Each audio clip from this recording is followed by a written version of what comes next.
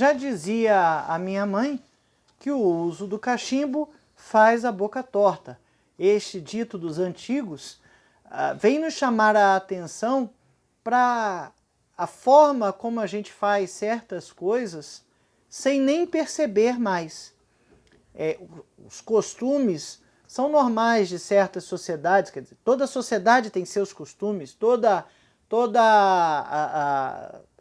a comunidade, toda a sociedade, todo grupo tem os seus costumes, né? Então, nós brasileiros temos um costume alimentar que coloca o arroz, o feijão e a carne bovina, e às vezes frango ou peixe, mas muita carne bovina, como um costume alimentar. Dependendo do lugar para onde você for viajar, você não vai conseguir esse tipo de alimentação, não vai conseguir arroz com tanta frequência, ou nem vai achar quem faça feijão, ou carne como uma coisa um pouco mais rara, uma coisa um pouco mais difícil de ser consumida. Se você for para a Europa, por exemplo, a carne é um negócio bem reduzido e bem caro. Nos Estados Unidos, a carne que tem geralmente é a processada, é o hambúrguer. Enfim, são costumes alimentares desses povos, né? No Brasil mesmo, a gente tem alguns costumes de uma região para outra que nos tornam, que nos causam uma certa surpresa, uma certa diferença. A gente vê uma certa diferença de uma região para outra. O fato é que esses costumes são atitudes que nós fazemos no dia a dia.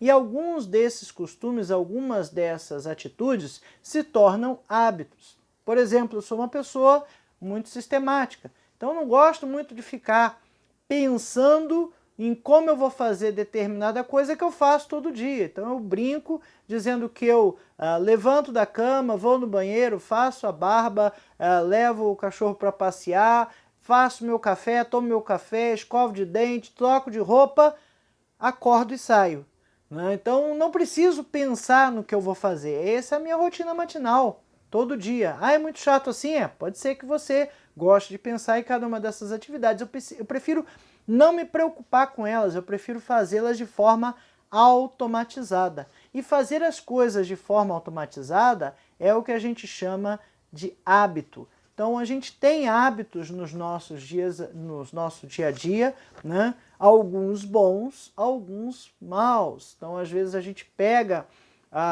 um costume de falar alguma coisa ou de fazer um determinado trejeito, uma determinada ação, que não é um hábito muito bacana, né? Que não é uma coisa que você possa fazer em público. Às vezes a gente fica brincando com uma pessoa, chamar de um apelido, e na hora de falar sério, né, em público, a gente acaba usando aquilo ali, né? Por causa do hábito, por causa da força do uso contínuo daquilo ali. Então a gente tem que ter cuidado que alguns hábitos são ruins, alguns são maus hábitos. Bom, a nossa lição hoje fala dos maus hábitos que estavam acontecendo lá no povo de Israel. No capítulo 4 de Neemias a gente falou da reconstrução e de todo o processo que estava acontecendo. E no capítulo 5 já começa com algumas reclamações. O capítulo 5 de Neemias, o primeiro versículo vai falar assim: foi grande, porém, o clamor do povo e das suas mulheres contra os judeus e seus irmãos. Clamor no sentido aqui de uma petição, reclamação, manifestação, seria a palavra, digamos assim, mais contemporânea para dizer o que aconteceu. Então alguma coisa aconteceu ali que o povo simplesmente começou a reclamar. E o que estava acontecendo? Estava acontecendo opressão dos pobres. Os pobres estavam sendo oprimidos por aqueles que tinham maior recurso financeiro. Por que opressão? Porque havia uma nobreza, o povo todo estava na miséria, o povo todo tinha sido escravizado. E aí Neemias e depois Esdras trazem uma parte desse povo de volta a Jerusalém para iniciar um processo de reconstrução. Os versículos seguintes, até o versículo 9, nos narram um pouquinho o que estava acontecendo. Versículo 2, Neemias 5. Porque havia os que diziam, somos muitos, nós, nossos filhos e nossas filhas, que se nos dê trigo para que comamos e vivamos. Também houve os que dizem, também houve os que diziam, as nossas terras, as nossas vinhas e as nossas casas hipotecamos para tornarmos trigo nesta fome. 4. Houve ainda os que diziam, tomamos dinheiro emprestado até para o tributo do rei, sobre as nossas terras e as nossas vinhas. No entanto, nós somos da mesma carne como eles, e os nossos filhos são tão bons como os deles. E eis que sujeitamos nossos filhos e nossas filhas para serem escravos. Algumas das nossas filhas já estão reduzidas à escravidão. Não está em nosso poder evitá-lo, pois os nossos campos e as nossas vinhas já são de outros. Ouvindo eu, pois, o seu clamor e estas palavras, muito me aborreci. Depois de ter considerado comigo mesmo, repreendi os nobres e magistrados e lhes disse, sois usura, né? Cada um para com seu irmão. E convoquei contra eles um grande ajuntamento. Disse-lhes, nós resgatamos os judeus, nossos irmãos, que foram vendidos a gente segundo nossas posses.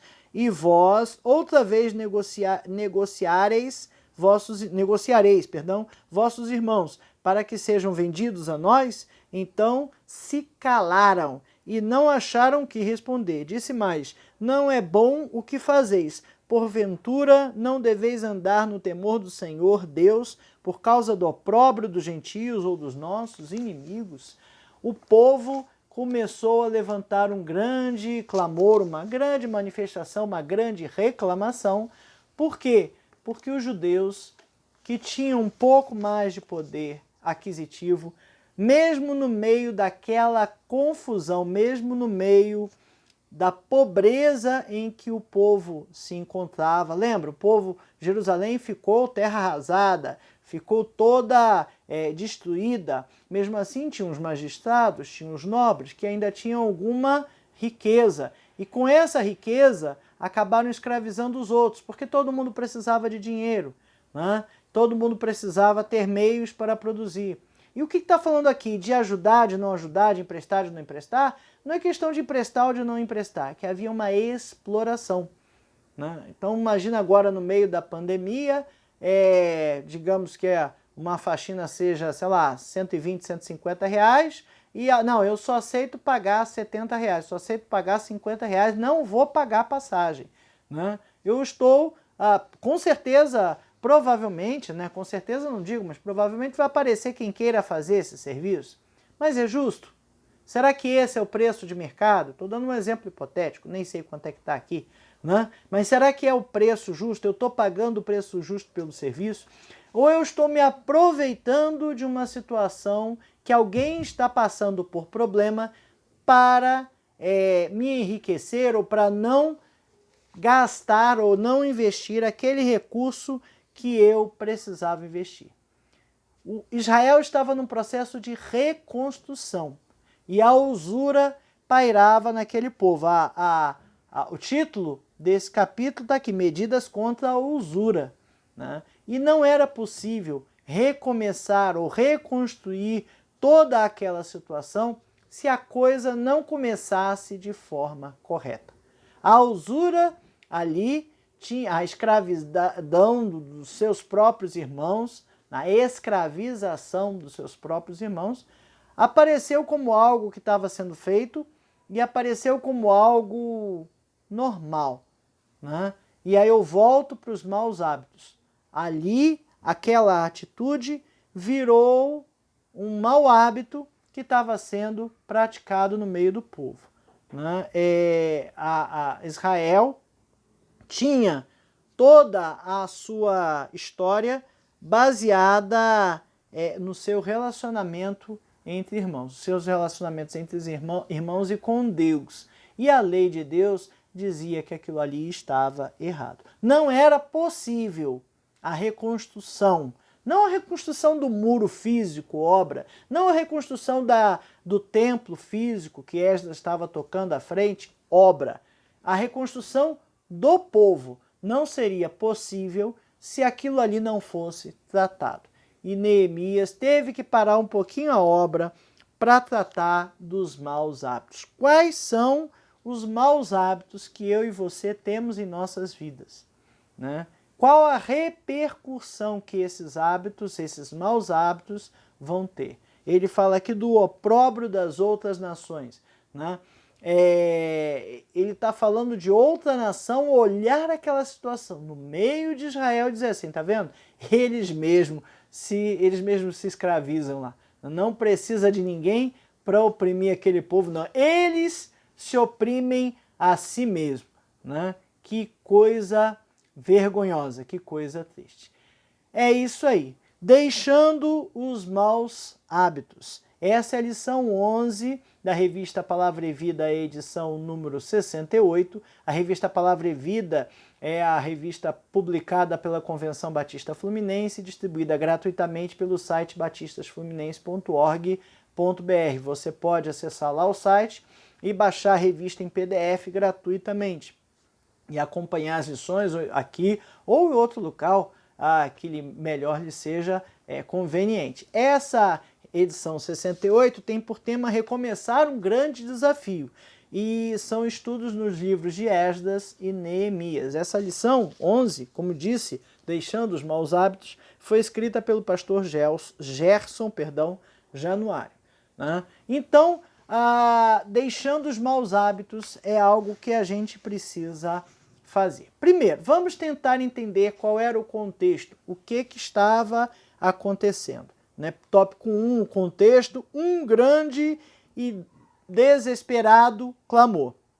Neemias, então, como eu falei no capítulo 4, já estava lá empenhado na obra. O capítulo 4, o capítulo 3 lá descrevem como a obra estava andando. Neemias conseguiu distribuir o povo todo em volta dos muros, cada um na frente da sua casa, reconstruindo e trabalhando naquilo ali. E aí, de repente, não mais que de repente, acontece aquele burburinho, né? Acontece aquela manifestação, que a Bíblia narra aqui como um grande clamor, né? Foi grande, porém, o clamor do povo, de suas mulheres, contra os judeus. O povo estava reclamando do próprio povo. Vi em um comentário bíblico uma hipótese que poderia ter acontecido. A obra demorou 52 dias e pode ser que nesse período o que tenha acontecido? As pessoas deixaram de trabalhar para se dedicar à obra. Teriam deixado de trabalhar para se dedicar à obra. Se isso acontecesse, né, as pessoas que são assalariadas iam ficar sem comida. Perceba que tem uma semelhança muito interessante com algo que a gente está vivendo no meio da pandemia, né? As pessoas que têm empregos assalariados baseados em comércio, ou as pessoas que são autônomas e dependem de realizar uma atividade para ter uma remuneração, quando acontece um lockdown, como está acontecendo, quase que generalizado no Brasil, ou várias cidades do Brasil, essas pessoas precisam parar de trabalhar, né? E vão comer de quê? Porque elas têm conta para pagar, elas têm necessidade de comprar comida, né, para que possam sobreviver. Veja, os judeus estavam fazendo um grande clamor contra os judeus. Não era contra os samaritanos, amonitas ou os árabes, não era contra nenhum outro povo, era contra o seu próprio povo, né? Amonitas, samaritanos e árabes aqui eram inimigos conhecidos do povo de Deus, né? Eram povos ao redor que quando a Babilônia veio invadir, eles aproveitaram para fazer mais opressão, né? A cidade ficou desguarnecida, ficou sem segurança e toda hora ela era assaltada por esses inimigos. Mas quem estava causando problema ali não eram esses inimigos, eram os próprios judeus. Que coisa triste. Você ser escravizado pelo seu próprio povo. Infelizmente, a gente tem situações dessa no nosso país. A gente sabe de alguns lugares, ou já de vez em quando aparece na mídia algum trabalho escravo, ou numa lavoura, numa fazenda aí no interior, ou outro tipo de trabalho escravo, às vezes tem trabalho escravo sexual. Enfim, a gente sabe de algumas situações no nosso país dessa forma, né? Em que o próprio brasileiro escraviza o brasileiro. Não estou dizendo que deva ou que possa fazer contra a nação, de jeito nenhum, não deve fazer com ninguém, né? Mas a escravização que a gente está fazendo aqui é a geração de dívida impossível de pagar. Isso é um problema, né? Hoje, se você faz a pessoa ter uma dívida que ela não pode pagar, isso acaba sendo uma escravização. E tinha alguns grupos ali que estavam reclamando do que estava acontecendo. Alguns grupos que estavam sendo prejudicados. 3 grupos, né? No versículo 2 diz assim: porém havia os que diziam, somos muitos, nós, nossos filhos e nossas filhas, que se nos dê trigo para que comamos e vivamos. Então, tinha um grupo que estava reclamando de fome, estava passando fome e não tinha o que comer.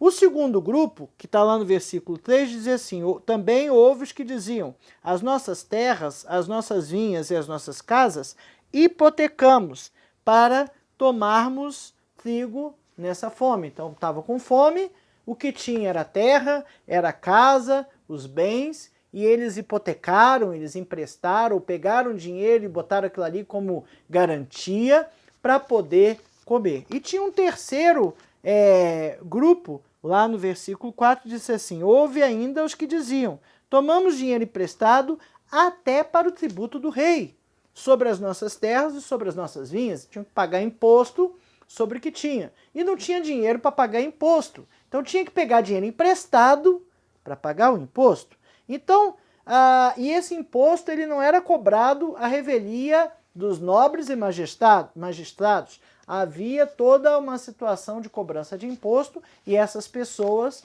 acabavam, por alguma forma, participando dessa cobrança de impostos. A gente vê lá, já na época de Jesus, quando o Império Romano está dominando Israel, está dominando os judeus, né, que haviam cobradores de impostos no meio do povo. E como é que funcionava esse esquema de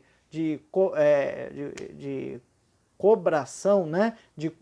Como se cobrava o imposto, né? Escolhia-se alguém ali do povo e dizia assim: olha, você tem que pagar, sei lá, 20 mil reais de imposto por esse povo aí. Aí esse cobrador de imposto, que tinha que pagar esse imposto de 20 mil, ia nas pessoas e cobrava os impostos de cada um. E muitas vezes ele arrecadava lá 30, 40, 50 e enriqueciam com isso. Esse era o esquema na época do governo romano, né, quando Jesus nasceu, do Império Romano dominando os judeus. Não acredito que fosse muito diferente essa cobrança de impostos aqui, né? Por que isso tudo aconteceu? Não sabemos exatamente se isso já vinha lá de trás. Li em um comentário bíblico que nesses 52 dias poderiam ter parado de trabalhar, bem semelhante à pandemia, já falei isso, né? Então, além desses 3 grupos aqui que estavam com problema, quem não tinha comida, quem tinha arrecadado, tinha hipotecado seus bens para comprar comida, e aqueles que tinham pegado dinheiro emprestado para pagar imposto, tinha um outro grupo, que eram judeus que tinham dinheiro, né? Eram os magistrados e os nobres. E o que eles estavam fazendo? Eles estavam explorando os outros. Veja, se você tem uma terra para plantar e não tem dinheiro para comprar semente, como você vai fazer a sua terra produzir? você precisa dos meios de produção, precisa de semente, precisa ter um sistema de irrigação, você precisa ter animal para arar, arado, ferramenta, né? Depois você vai precisar contratar gente para colher, para daí você poder vender, e depois que vender, aí você tem o seu lucro. Então você tem que começar com dinheiro. Se você só tem a terra e não tem dinheiro, como você vai produzir, né? Isso aconteceu, estava acontecendo naquele tempo. E o que esses nobres estavam fazendo? Eles estavam emprestando dinheiro a juros, né? A juros exorbitantes para aquele povo que não tinha nada. Bom, primeiro, vamos lá. Emprestar dinheiro a juros é pecado? De jeito nenhum. Não é pecado.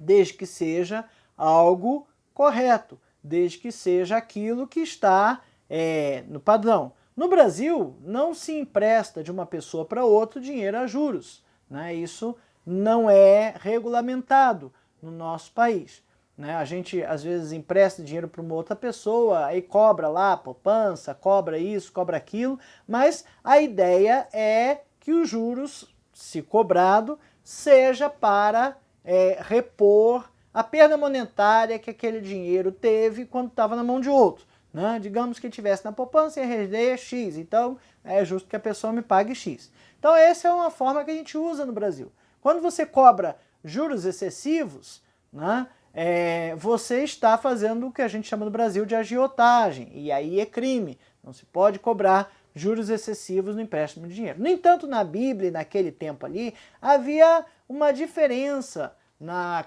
questão do empréstimo do dinheiro. Não se emprestava, o judeu não emprestava dinheiro a juros para outro judeu, se fosse para ele sair de um aperto financeiro. Se ele está passando fome e necessidade, aí a Bíblia condenava aquele povo naquele tempo que emprestasse dinheiro a juros. Agora, se você tem uma visão de um empreendimento e quer o dinheiro emprestado para fazer esse empreendimento, você não está passando necessidade, mas você não tem o capital para começar, então poderia se emprestar a juros, né? Essa seria a situação. E aqueles nobres ali estavam fazendo empréstimo de dinheiro a juros e dinheiro a juros de forma pesada. E aí, cita aqui ainda que as filhas e os filhos estavam sendo levados como escravos, né? Então, às vezes, o pai e a mãe vendiam o filho e a filha. Bom, primeiro que como escravo ele ia comer na casa do seu senhor, não ia passar fome. Segundo que tirava algum dinheiro para poder se sustentar, né? E o trabalho assalariado naquela época não era bem regulamentado como é hoje, né? Então, era muito comum que de trabalhador virasse escravo e que o seu senhor vendesse para frente. Mas isso estava acontecendo no meio do povo, né? Êxodo 22, versículos 21 a 24, fala de algumas regrinhas que já existiam lá no Velho Testamento. Lei, né? Velho Testamento, lei lá no Pentateuco, que era a lei de Moisés e nesse tempo já era considerado obrigatório. Então lá está lá, 21 a 24, diz: não afligirás o forasteiro, nem oprimirás, pois forasteiros fostes na terra do Egito. Vocês foram forasteiros na terra do Egito, né? E aí você não pode afligir o forasteiro. Se de algum modo afligirdes, e se eles clamarem a mim, eu lhes ouvirei o clamor. A minha ira se acenderá, e vos matarei a espada. Vossas mulheres ficarão viúvas, e vossos filhos órfãos. Né? Então veja que Deus não gostava disso, não aprovava isso, e não queria isso. Né? O estrangeiro não poderia ser afligido, não poderia ser oprimido, porque eles, o povo de Deus, foi estrangeiro no Egito enquanto esteve no cativeiro do Egito. E lá no capítulo 23, versículo 9, diz assim: também não oprimirás o forasteiro, pois vós conheceis o coração do forasteiro, visto que fostes forasteiro na terra do Egito. Vocês já estiveram nessa situação e souberam o quanto era ruim estar. Então, não poderia afligir forasteiros, estrangeiros, né? Não podia, né? Quanto mais aos da casa, quanto mais essa casa. E a Bíblia declara que Deus iria se irritar, a sua ira iria se acender contra esses se fizessem tais coisas, né? Porque Deus era o Deus de libertação, libertou o povo do cativeiro do Egito, então não poderia ser repetido. Veja, eles estavam claramente contrariando o que a lei dizia, o que a vontade de Deus dizia. E isso tinha consequências, né?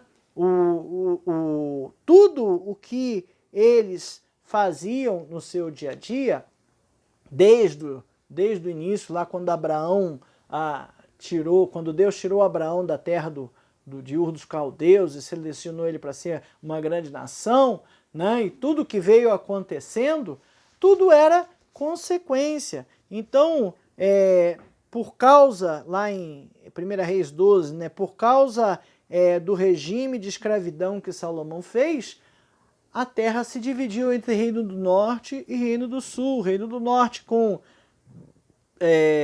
10 tribos e a reino sobre Israel, né, chamado de Israel, né, sobre o domínio, sobre o comando de Jeroboão, e o Reino do Sul, Judá, né, sob o domínio de Roboão. Isso foi uma quebra. E logo depois, por conta de tantas vezes que o povo fez o que era mal aos olhos do Senhor, Deus veio e submeteu o povo ao cativeiro babilônio. Voltou para o cativeiro.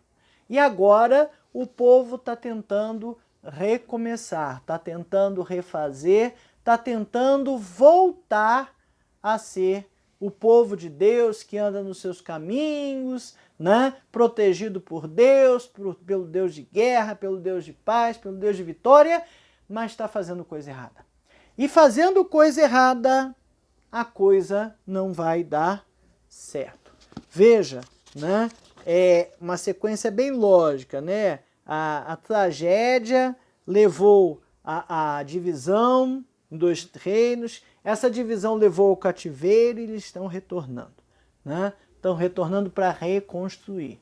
A gente não pode construir um prédio ou construir uma casa sem os fundamentos corretos. Ela vai desabar, ela vai cair, ela vai ruir, né? Então é necessário ter os bons fundamentos. E aí era necessário que as atitudes fossem diferentes. E no meio daquela reconstrução toda, Neemias verifica, enxerga, vê que haviam maus hábitos por parte da realeza, por parte da nobreza, por parte dos magistrados, por parte dos que tinham dinheiro, por parte dos que tinham o poder de produção. Não é pecado ter dinheiro, mas quando a gente ganha esse dinheiro levando vantagem, é pecado. Veja, quando você ou quando eu levo vantagem em alguma coisa, necessariamente alguém foi prejudicado. No meio dessa pandemia, quando começou a abrir o comércio, eu confesso que eu fiquei meio reticente. Eu vou sair para quê? Para que eu vou comer no shopping? É arriscado. Para que eu vou fazer isso? É arriscado. Mas veja, eu preciso ir no shopping comer porque alguém precisa desse salário. Eu preciso ajudar, nem que seja comprando o produto que se pretende vender, né? Eu preciso fazer o comércio girar, preciso ajudar, né? Com essa pandemia, um outro exemplo também bem interessante, muitos vendedores de lojas grandes, passaram a trabalhar meio que independente, ligados à loja. Então uma vez no ano passado, precisava trocar o celular da minha esposa e a gente vê um modelo e começa a pesquisar. Cheguei numa loja e perguntei, olha, mas no site está tanto, você faz por tanto? Faço, mas aí vai ter que esperar chegar em casa. Não, eu falei, mas aí pensamento lógico, né? Acho que foi até grosso na hora. Minha esposa me chamou a atenção. Falei, mas que vantagem? Eu falei, mas que vantagem tem então eu comprar com você? Eu compro no site, né? Isso, desvaloriza o vendedor e não sei das contas. Ele também foi grosso comigo na resposta, né? Mas eu entendi o que ele quis dizer, né? Ele dependia daquilo para ter algum retorno, para ter alguma bonificação, para bater a meta, e que estava sendo difícil, né? Então, mais tarde, não acabei voltando naquela loja, também não tinha as condições que eu tinha. Eu acabei mesmo comprando com um vendedor numa loja e, por acaso, um outro vendedor, né? Esse outro vendedor foi mais solícito e conseguiu pegar o dinheiro, eu pegar o telefone da loja e me entregar. Então, eu consegui comprar até que imediatamente. Mas veja, a gente tem que olhar que algumas pessoas tiveram que ter a sua forma de trabalho diferenciada. E a gente tem que estar sensível a essas coisas, porque a situação que nós vivemos é muito diferente, é muito peculiar e tudo está diferente e a gente precisa estar sensível a essas coisas. O segundo tópico da nossa lição fala ganância e apego excessivo ao dinheiro. Neemias 5:7. Neemias 5:7. Neemias fala lá, olha: depois de ter considerado comigo mesmo, repreendi os nobres e magistrados e lhes disse: sois usurários, cada um para com seu irmão. Sois usurários, estão usando de usura, cada um para com seu irmão. Vocês estão usando de usura. Eles, os nobres e magistrados, estavam maltratando seus próprios irmãos. E isso ameaçava todo o recomeço que aquele povo estava tentando fazer. Veja, quem era inimigo nesse momento era o próprio povo judeu. Eles tinham seus inimigos internos, e a gente tem muitos inimigos internos em várias instituições, né? Tá falando aqui de pessoas que tiveram que hipotecar suas próprias fazendas para conseguir dinheiro para comer, risco de falência, né? E a lei deles falava que um judeu deveria ajudar o outro, emprestar, não era dar, emprestar, né? Sem juros excessivos, né? Poderia ajudar, deveria ajudar. Era amor, é questão de amor, né? Não estou dizendo para você que a gente tenha que ajudar ou emprestar dinheiro para quem não trabalha ou para quem não quer trabalhar, não é isso, né? Mas ali havia uma situação bem específica. Tinha pessoas passando fome do lado de pessoas que tinham riqueza, numa cidade que foi arrasada e que essas pessoas poderiam ajudar os outros, ao invés de explorar. Estamos falando de ajudar no lugar de explorar. São duas posturas completamente diferentes. E ouvi no início da pandemia alguém numa live dessas aí dizer: não é hora de ganhar dinheiro, é hora de ajudar. De fato, não é hora de ganhar dinheiro, é hora de ajudar. Claro que se você vai prestar um serviço, você vai pedir um preço que seja justo para aquele serviço que você estava prestando. Mas tinha mais um detalhe interessante.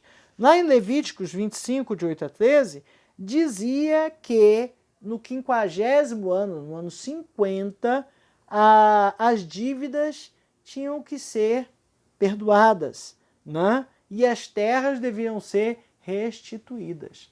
Quanto tempo será que esse povo estava nessa situação? O cativeiro durou 70 anos. Será que essas pessoas já não estavam com suas terras hipotecadas há 50 anos? Será que já não tinha chegado esse tempo em que as pessoas precisam ser restituídas de seus bens, perdoadas de suas dívidas, os escravos devolvidos, né? No entanto, não era isso que aquela nobreza estava fazendo. Os maus hábitos destroem vidas, famílias e fazem o adoecimento físico, social, psíquico e espiritual da sociedade. Os maus hábitos, as coisas erradas que a gente faz no nosso dia a dia, fazem isso com a nossa sociedade. Quando eu faço um negócio que será que isso está certo? A gente faz aquela dúvida. Fala, o que tem?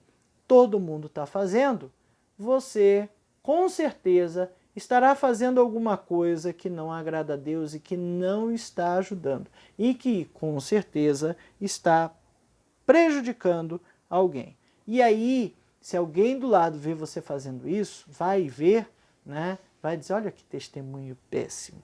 Aquele irmão ali, é da igreja lá, é crente, hein? E está com testemunho péssimo. Então, o mau hábito, ele às vezes nasce no coração de uma forma muito subjetiva, de uma forma muito simplória, né? O coração é o centro de orientação para a vida, pautado na sabedoria que vem de Deus. Provérbios 4, de 20 a 23, diz isso aí, né? E aí, o que o coração no sentido emocional, né? O que tem brotado no meu coração? O que eu tenho feito? Será que eu tenho feito a vontade de Deus? Às vezes a gente sente que é da vontade de Deus ajudar uma pessoa ou não, né? E às vezes a gente ajuda e vê, deu dinheiro ali para a pessoa e está vendo que a pessoa está ali cometendo um golpe, né? Aí a gente fica todo machucado, né? Triste. Mas enfim, às vezes cabe a nós só fazer e não julgar, nem procurar saber, né? Mas também não podemos despender esforço para ajudar aquelas pessoas que a gente sabe que não querem ser ajudadas, querem explorar. Mateus 15, 19 diz assim, porque do coração procedem maus desígnios, homicídios, adultérios, prostituição, furtos e falsos testemunhos e blasfêmias. Isso Jesus que disse. Do coração também vêm os pecados, do coração vêm os maus hábitos. E isso acontece quando eu estou fora da presença de Deus. O que estava acontecendo naquele momento ali era o apego excessivo ao dinheiro. Apego excessivo, apego pode ter? A gente deve, né, pensar no nosso futuro monetário, a gente deve pensar na nossa estabilidade econômica, a gente deve pensar nessas coisas. Isso não é problema, isso é planejamento, né? Isso é mordomia, é administrar bem os bens que Deus deixou a nosso encargo. Isso é bom, isso é bacana, mas não pode ser excessivo. Excessivo é quando eu deixo de fazer as coisas que eu tenho que fazer porque eu não posso gastar dinheiro, né? E aí esses poderosos ali estavam escravizando, expoliando, né? Estavam explorando a sua própria nação, numa situação de penúria. Então, é como se nesse meio de pandemia eu descobrisse uma coisa que todo mundo precisa e cobrasse caro para fazer essa coisa que todo mundo precisa, né? É como se, imagina que todos os médicos agora só atendem no particular, né? E vão cobrar 500, 600, 700 mil reais uma consulta, né? Se isso acontecesse, eles estariam explorando a própria nação, o que não é uma coisa correta. Isso é injustiça, né? E essa injustiça não agrada a Deus. Os nobres estavam se aproveitando daquela oportunidade econômica tremenda de ganhar dinheiro com a miséria alheia, né? E isso não estava, não era correto, isso não é correto, né? E fazia com que tudo o que estava sendo pensado fosse destruído, né? Tinha um ciclo vicioso acontecendo ali, que de repente quando Neemias chegou lá, não percebeu, não viu, não notou. Mas ao passar dos dias da construção, esse grande clamor apareceu, e essa grande reclamação apareceu. E os pobres estavam perdendo seus bens, propriedades, casas, filhos, por conta da ganância dos mais ricos. E aí Neemias veio e interferiu. Tópico 3 da nossa lição fala Neemias e o confronto das injustiças. No versículo 7 disse ali e repreendi os nobres e magistrados. Neemias foi lá e chamou a atenção. Vocês estão fazendo errado. Ai, ai, ai, ai, ai.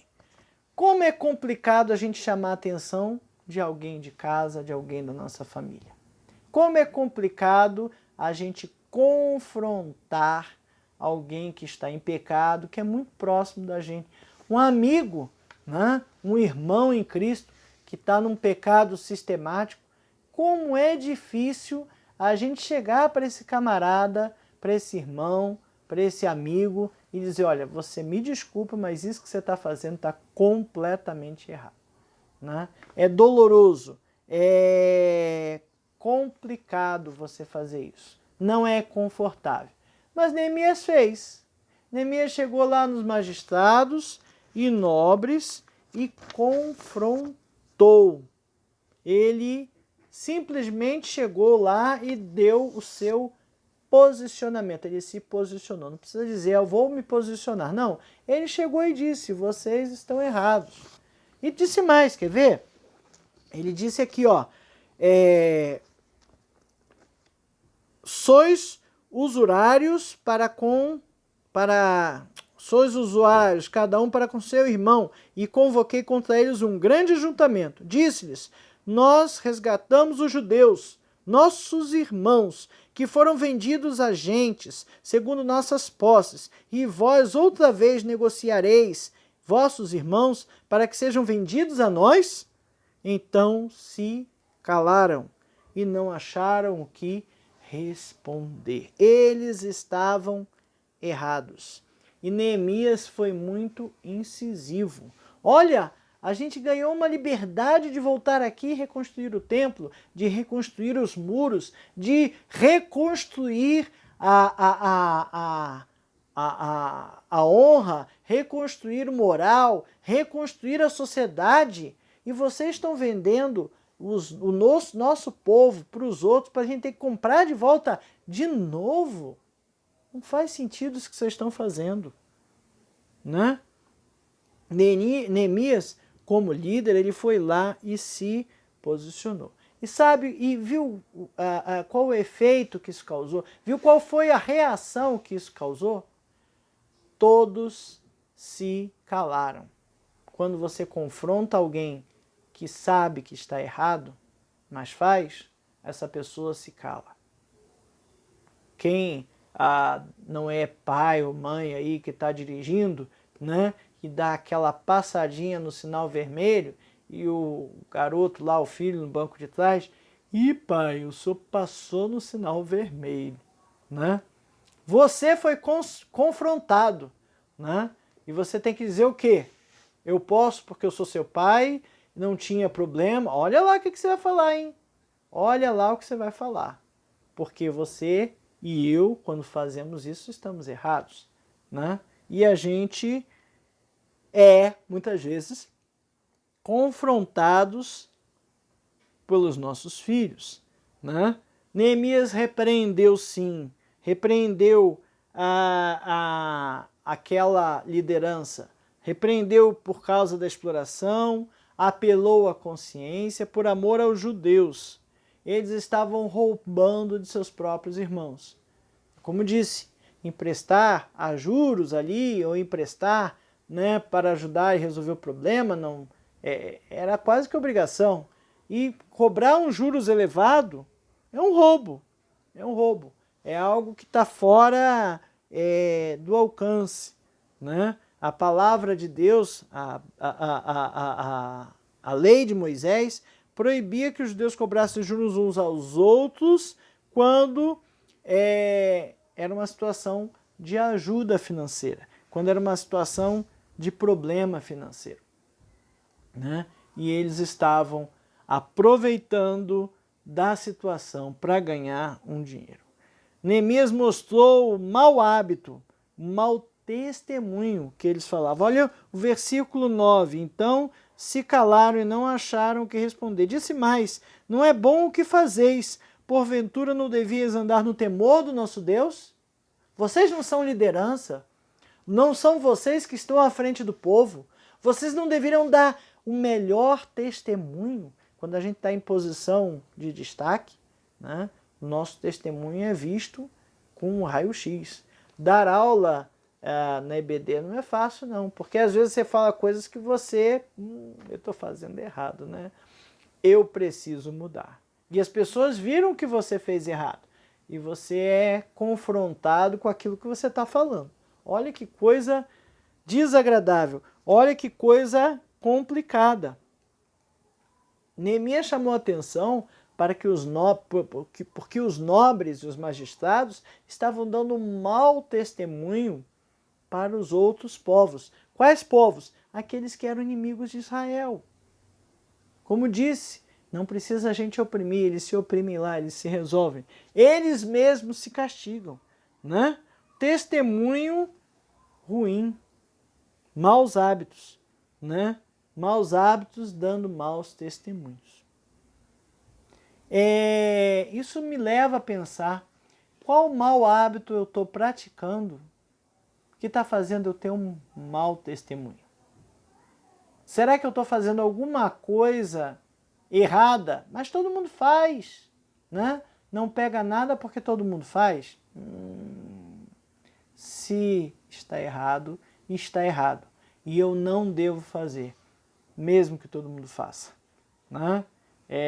Há algum tempo eu consegui corrigir algumas coisas que precisavam corrigir, né? Quando a gente fala de informática, tem umas coisas que acontecem, né? Dos programas alternativos. Não pode. Tem licença porque é para pagar. É caro, concordo, tem muita coisa cara demais, que não deveria ser tão cara assim, que é exploração. Mas algumas ferramentas também pressupõem que você vai ganhar dinheiro com aquilo, mas você tem que pagar. Quer usar o Office melhor ali, aquele mais comum, mais, como se diz, famoso? Pague. Né? Quer usar aquele sistema operacional mais famoso? Pague. Quer ver um filme? Olha, hoje a gente tem formas de alugar filme por R$15, por R$10. Se você for no cinema, você não vai gastar isso, não vai gastar muito mais. Então é muito mais fácil alugar um filme ali, no Google Play, no iTunes, no YouTube mesmo, tem aluguel de filmes, né? Assistir o filme, do que tentar baixar ele pirata para assistir. Não há essa necessidade. Neemias percebeu o problema, ouviu a reclamação e agiu identificando o problema. Agiu com sabedoria, falando a quem estava fazendo errado, para que aquele mau hábito que estava sendo feito, né, fosse quebrado. Não poderia continuar a andar daquele jeito se a busca era por uma reconstrução. Reconstruir de forma errada não ia dar certo. Reconstruir sem a base correta não ia ficar de pé. Construir uma casa, um prédio, sem fazer a devida fundação, vai dar ruim, né? E isso tudo era péssimo exemplo de testemunho, e além disso, o povo, os nobres, estavam quebrando a comunhão com Deus. Graças a Deus, eles foram sensíveis às mudanças. Mas nós não podemos ficar tão tranquilos assim. A gente precisa estar sensível àquelas coisas que a gente faz que não estão certas. Aqueles maus hábitos que a gente tem que não estão certos. Porque é péssimo testemunho, porque é errado. Será que eu tenho conseguido identificar, já estamos no para pensar e agir, será que eu tenho conseguido identificar os maus hábitos que eu tenho? Quais são os maus hábitos da minha vida? Como eu faço para cortá-los? Como eu faço para eliminá-los? A obra de Deus, para que ela prospere, né, vai ser difícil, sempre é difícil. O inimigo está sempre pronto para causar interferência, para impedir o andamento. E, infelizmente, às vezes o inimigo é interno. Precisamos estar atentos para que nós não nos coloquemos nessa situação. naquela situação de impedir o andamento da obra, naquela situação em que nós nos colocamos como inimigos de Deus e fazemos resistência contra a obra. E muitas vezes a obra aparece como um desafio muito grande, né? E não, isso é loucura. Será? Será que não é vontade de Deus? Né? Confronte os maus hábitos com coragem. Se você realmente viu alguém fazendo uma coisa errada, vá lá, converse com amor, com calma, com paciência. Escolha as palavras corretas. Não cause, não agrida. Agora cuidado, porque para chamar a atenção dos outros, eu e você temos que estar corretos. E é tão complicado a gente estar correto em tudo, né? Então, é bem complicado. Neemias fez aquilo ali e obteve sucesso porque ele estava dando um excelente exemplo de tudo o que ele estava fazendo. Precisamos dar exemplo, testemunho, para que tudo seja feito da forma correta e a gente possa alertar aquelas pessoas ao nosso redor, aqueles líderes ao nosso redor que estão agindo de forma incorreta. Que Deus nos abençoe, nos dê discernimento e sabedoria, a mesma sabedoria de Neemias, para agir com o mesmo amor e conseguir trazer o povo de Deus de volta aos seus caminhos.